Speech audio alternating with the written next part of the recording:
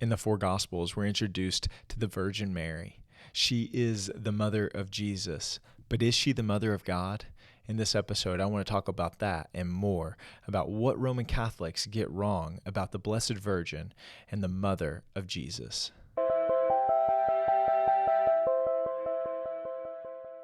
There's no doubt that if you've ever interacted with Roman Catholicism or Eastern Orthodoxy, you've come across the term Theotokos, or the term Mother of God.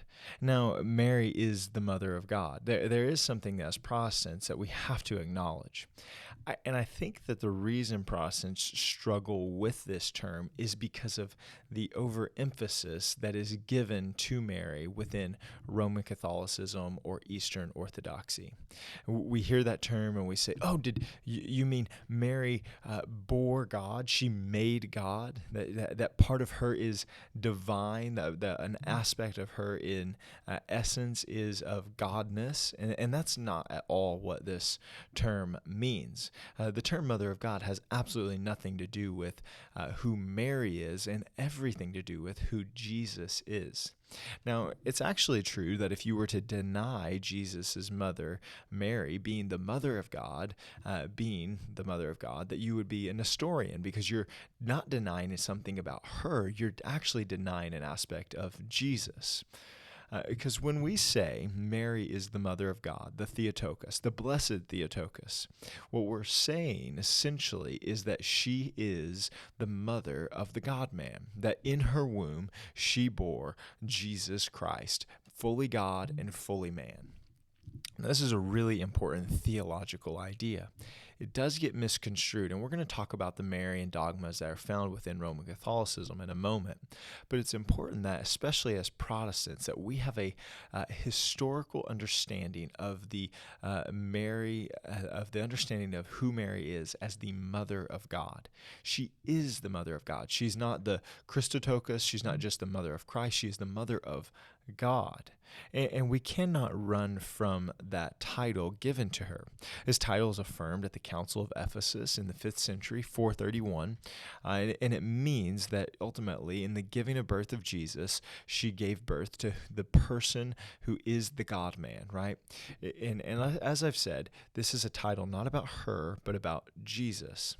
Because if we truly believe that Jesus is fully God and fully man, then we believe that to be true of who he was in the womb, right? That he was one person with two natures in the womb as God and man in her womb, which does make her, in fact, the mother of God. She's not the mother of only the man part of him, but she's the mother of the fullness of who he is. Now, this is a explicit statement about Jesus, ultimately. It does have the aspect of who she is, because she's the mother part, right? And since Jesus is God, that makes her the mother of God. It's helpful for us to parse out what this does not mean, and there are some that would misconstrue this, especially pagans would misconstrue this because they talk about mother of God and mothers of gods in different ways, right? Mothers of gods often refer to those who have given birth to gods after a god has come down from high and had a sex with a woman, and they've consummated this, and the child is conceived. That's not what we're saying at all here. Now, Mormons may believe that, but that's not the Christian position. That's not what the scriptures teach at all. Now, it's also important to know that Roman Catholics don't believe that either. It's also important that when we say that Mary is the mother of God, we're not saying that she is eternal or that she is God herself. We're also not saying that she created God. She did not create the godness of Jesus. That's not what we're saying at all. We're also not saying that she is above or equal to God. Now, this is a really important part of what we're saying when we say that Mary is the mother of God, because oftentimes you'll hear this statement that Mary is the neck that turns the son's head. Now, Jesus' mother was his mother, and he loved her, and he valued her, he cared for her, he obeyed her. But Jesus was still the Son of God. He was still the God-man. And he has all authority on heaven and on earth. And he is not obedient to his mother in the sense that she rules over him, that she's the queen of heaven and he submits to her and he must do what she asks him to do. This is a major distinction between Roman Catholic theology and who Mary is, and what the scriptures teach about who Mary is and her relationship to the Son eternally in heaven. Now, what we want to be clear is that when we say Mary is the mother of God, we're not elevating her to this status of co-redemptrix or above Jesus himself. Rather, what we are saying is that Jesus is the Son of God. He is of two natures, one person, born to the Virgin Mary. Now, this is one of the Marian dogmas. The Marian dogma, as it appears in Roman Catholicism, though, however, does get a little bit more misconstrued because it kind of paves the way for this idea that Mary is more than just the mother of God, right? That actually kind of paves the way for her to become almost, in some sense, an authority over who Jesus is, the neck that turns the head of the Son. And we would reject that idea outright as a whole.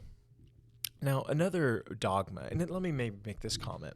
Now, in Protestant thought, we don't necessarily hold to the idea of dogma in the sense of you have to do this, but dogma is belief that is a belief or teaching that you must affirm, especially once you've been introduced to it, in order to be saved, in order to be categorically a Roman Catholic. And so dogma, these are the Marian dogmas, are things that Roman Catholics must believe. Now, not all Roman Catholics believe these because most Roman Catholics are somewhat unaware of these things.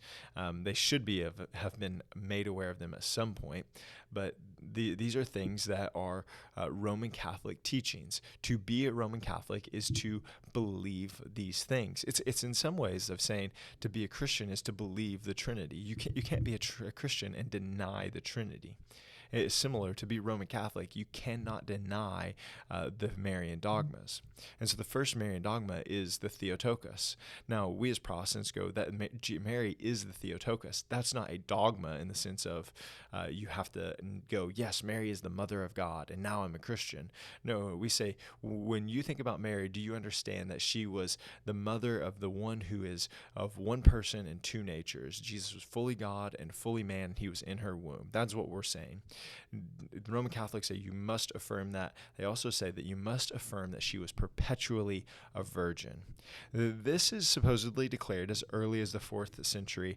It's not affirmed ultimately until much later on in the church.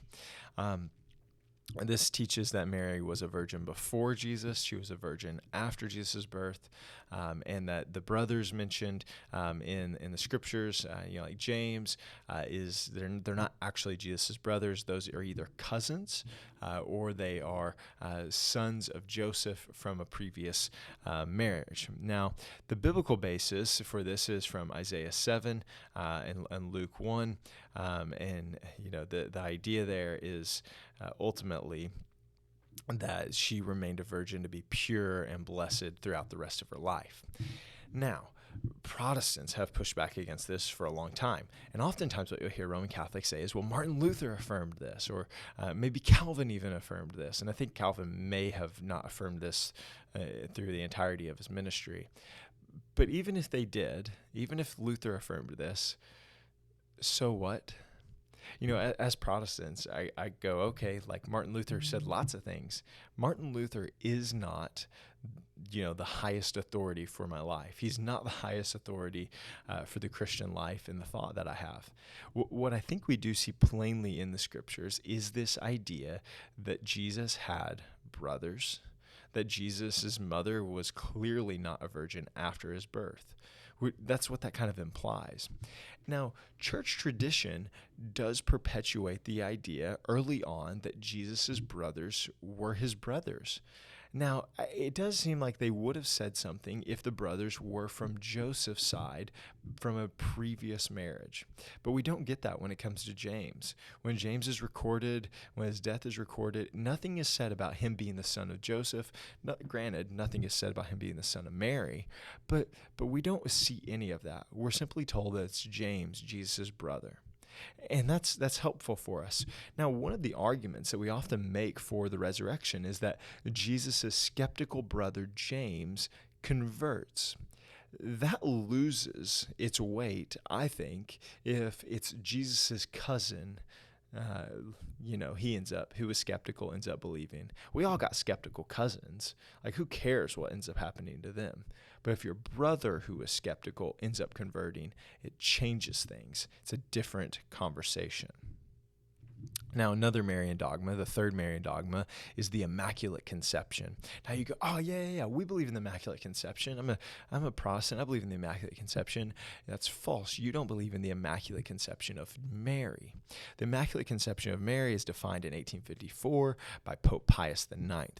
It teaches that from the first moment of her conception, Mary was preserved by God from original sin. And this was ultimately by the merits of Jesus, who would come, but she did not have original sin. It was removed from her. It does not mean that Mary didn't need a Savior. She did, because Jesus had to come in order for original sin to be removed. But it was she was preemptively, like it was a futuristic saving from her original sin. Now, the basis for this is Luke 1:28. Hail Mary, full of grace. Hail, full of grace, and obviously the Hail Mary now comes from that idea. Hail Mary, full of grace, right? This is there's major issue with this, and Roman Catholics have heard this for a long time. And the logic of the argument is that Mary had to have original sin removed from her in order for her to be able to bear the God-man. In order for her to bear Jesus, to be the mother of God, she had to do this. The logic of that is that in order for her mother also had to have sin removed from her in order for her to bear a sinless being, which would then imply the logic of her grandmother would need to have had her sin removed, or the original sin removed, in order for her to bear an original a sinless being. And so, like, the cycle kind of just continues on and on and on, whereas that's just not what we simply see in scriptures. And we also never see this mentioned plainly in the text whatsoever. And this seems like one of those things where it would be plainly mentioned if Mary had original sin just stripped from her through a preemptive saving of Christ. It seems like also a thing that the early church would have noted, the earliest Christians would have believed. And these are some of the things that are important to note with the Marian dogmas in general. The only one that the earliest Christians affirmed, because it had to do with who Jesus was the Theotokos. The others had no foundation among the early church fathers. They did not hold to those ideas. The Theotokos, that Jesus was the God-man and he was in her womb, is found within the early church writings. That's it. None of this other stuff. The fourth one is the Assumption of Mary, defined in 1950 by Pope Pius the 12th. And this idea is that at the end of her earthly life, Mary was taken body and soul into heavenly glory. It does not necessarily say that she died or not, but most Catholics today say that she did not die, that she did not face death, but that she entered into heaven, and that she ultimately did not undergo bodily corruption. Now, there's no biblical basis for this. They don't cite any biblical basis for this. Now, they do cite them for the other ones, and it's a misunderstanding of those texts, I believe, but there's no biblical basis whatsoever. Many see this as a logical consequence of her sinlessness, given her Immaculate Conception. I guess it's important to note that they think Mary was sinless, right, throughout. And so if you have that, then you put her in this category where she must be immaculately conceived, and she must be assumed into heaven. This is the one that is kind of the icing on the cake, where you go, you believe what about Mary exactly? And I think that sometimes Roman Catholics find it difficult to understand why Protestants struggle with the overemphasis on Mary. Yet then when we read these things and to them we say, this is what Roman Catholics believe about Mary, they then still don't see it. What's the issue with that? The issue with all of these Marian dogmas is that ultimately they have no foundation within the scriptures. And that for the Protestant, for the Christian, and for Christians for 2,000 years, really for Christians for like 1,100 years, before we see like this great shift into seeing the office of the papacy as the real authority for the faith. The scriptures were the authority for what we should believe about anything. And what we want to do as we interact with Roman Catholics and we talk about even these things is that the conversation shouldn't just be about Mary and what we believe about Mary, but it's one about authority. What is the authority for the Christian life? Is it the Word of God, or is it the office of the magisterium?